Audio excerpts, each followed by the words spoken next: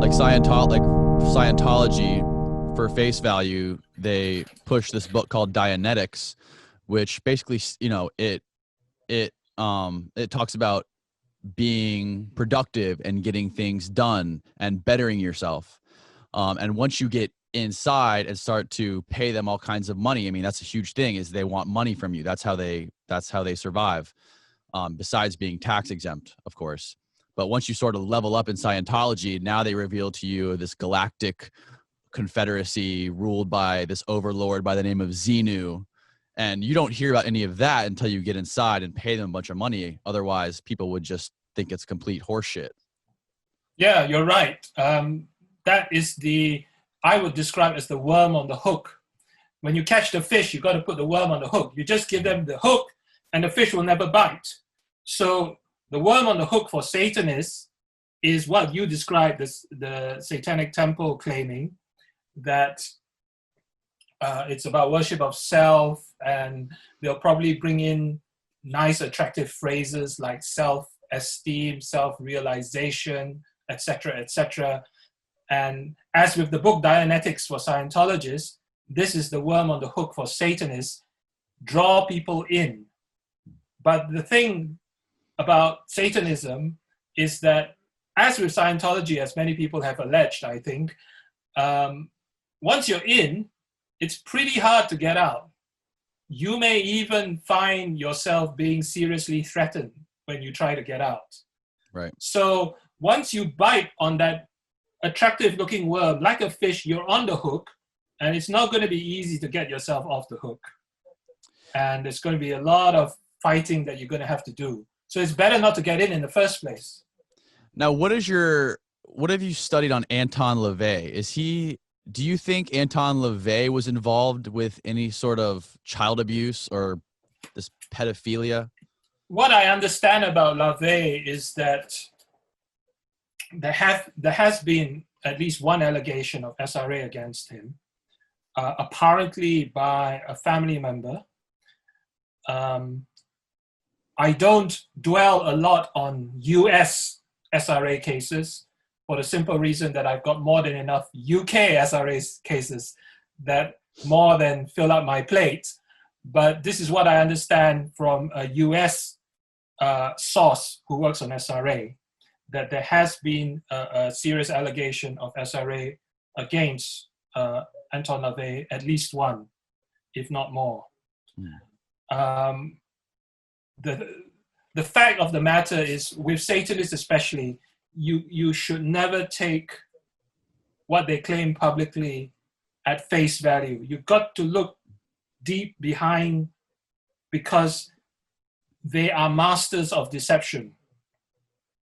You know, I describe Satanists as Oscar-winning actors and actresses, because they put on Oscar-winning performances all their lives. Imagine, some of them are very respectable. They do respectable jobs. Some of them are even in government. But at night, when they believe that no one is watching and they're at their coven meetings, they do the most horrific things to children or vulnerable adults. And then they go back to respectability the next morning and carry on with their respectable jobs, sometimes very highly paid professional jobs. And so they lead this double life all their lives. And so they're very good at deception. They're very well practiced at it. I remember once meeting a former senior police detective in the UK, who, by the way, is a Satanist abuser himself. I know from various victims who've seen him at the rituals, and one of whom was even sexually assaulted by him. And he was acting the act very convincingly as the former police detective, and speaking very convincingly.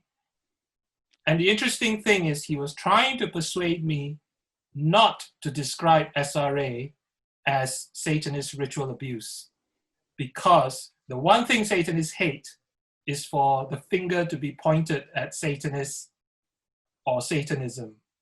They hate that. which is all the more reason why we need to say SRA, Satanist Ritual Abuse, because then we are pointing to the source of SRA, which is Satanist rituals, Satanist beliefs. Without Satanist beliefs, there would be no SRA. You see, that's why they hate that so much. They need to at least get the word Satanist dropped from SRA to help conceal themselves. And every time we expose them, we are helping to protect children by making it harder for them to remain hidden and to remain in secret. And we make it harder for them to mainstream themselves and get respectability as a major religion, because you cannot recognize a belief system that encourages serial torture of children, serial killing, and serial sex abuse of children to become a religion.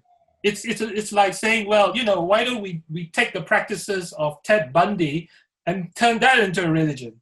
You know, because you're just giving a license to sociopaths to start their own religion if you do give that kind of recognition to the people behind SRA. You see? But they want the financial benefits, they want the political benefits of becoming a respected religion. And they're further down the road on this in the US than they are in the UK. In the UK at the moment, they're still trying to pretend they don't exist. But we know that they exist.